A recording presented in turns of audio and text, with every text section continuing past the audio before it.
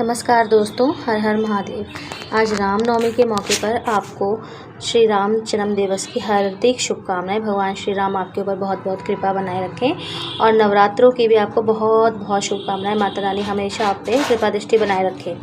आज इसी मौके पे मैं आपके लिए लेकर आई हूँ भगवान शिव और माता पार्वती की एक कहानी, जो कि बहुत आधुनिक युग की कहानी भी कह सकते हैं।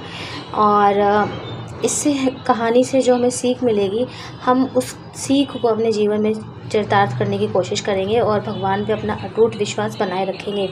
कहानी अगर आपको पसंद आए तो अंत में मुझे प्रोत्साहन के लिए वीडियो को लाइक ज़रूर कीजिएगा, चैनल को सब्सक्राइब ज़रूर कीजिएगा और कमेंट में लिखिएगा हर हर महादेव। तो कहानी कुछ इस प्रकार से है। एक बार कैलाश पर्वत पर भगवान शिव और माता पार्वती बैठे हुए थे। शिव जी ध्यान लगाकर बैठे थे। तभी पार्वती जी ने देखा कि वे मंद मंद मुस्कुरा रहे हैं। पार्वती जी के मन में प्रश्न आया कि आज महादेव ध्यान मुद्रा में भी मुस्कुरा क्यों रहे हैं। उन्होंने भोले बाबा की समाधि समाप्त होने पर उनसे पूछा, स्वामी, मैंने आपको पहली बार समाधि में मुस्कुराते हुए देखा है, इसका क्या कारण है। शिव जी ने उन्हें बताया कि उनके एक भक्त और उनकी पत्नी की बातें सुनकर वे मुस्कुरा रहे थे। पूरी बात बताते हुए महादेव ने बताया कि मृत्यु लोक में एक अनन्य भक्त है, जो कि एक मंदिर का पुजारी भी है और वह दिन रात मेरी सेवा में लगा रहता है। वह इसी मंदिर के पीछे एक छोटी सी कुटिया में रहता है अपनी पत्नी के साथ। इसकी पत्नी चाहती है कि उसके पास खुद का घर हो, खूब धन दौलत हो, जिससे वह अपना जीवन मौज मस्ती के साथ बिता सके। परंतु पुजारी केवल मंदिर के चढ़ावे पर निर्भर है। मंदिर में आने वाली दान दक्षिणा से बड़ी मुश्किल से घर का खर्च चल पाता है। घर और अन्य सुख सुविधा कहाँ से आएंगी। पर वह दिन रात मेरे से अपनी पत्नी का सपना पूरा करने का आग्रह करता रहता है। आज उसकी पत्नी ने कुछ ऐसी बात कही है जिसे सुनकर मैं मुस्कुराए बिना नहीं रह सका। पार्वती जी ने पूछा, ऐसा क्या कहा उसकी पत्नी ने जो आपका ध्यान भंग हो गया और आप ध्यान मुद्रा में भी मुस्कुरा रहे थे।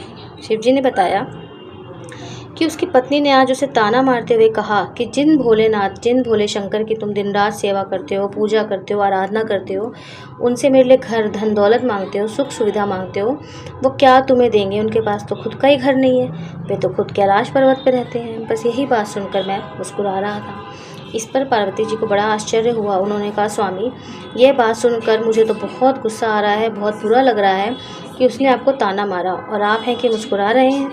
आप उसे एक घर और सभी सुख सुविधाएं दे दीजिए, जिससे वह आपकी निंदा ना कर सके और आगे आपको ताना भी ना मार सके। इस पर शिव जी ने कहा, पार्वती, यह मेरे वश में नहीं है।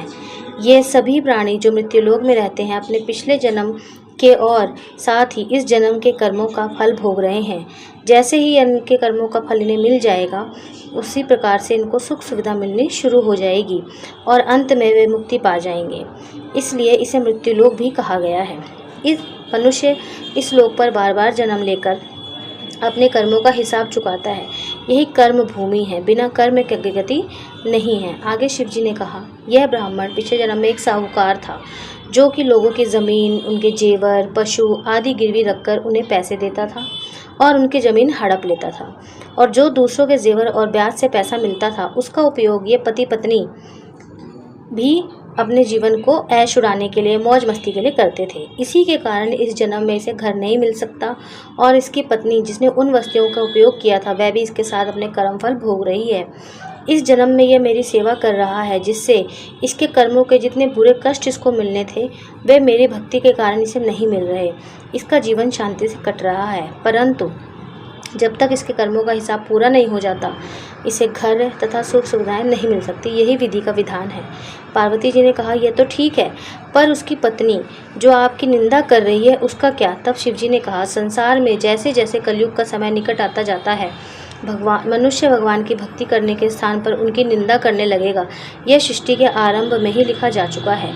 जो व्यक्ति इस कठिन समय में मेरी सेवा करता रहेगा, उसको इस मृत्यु लोक की समस्याओं से मुक्ति मिल जाएगी। इसीलिए कहा गया है दोस्तों, सदैव प्रसन्न रहें, जो प्राप्त है वही पर्याप्त है।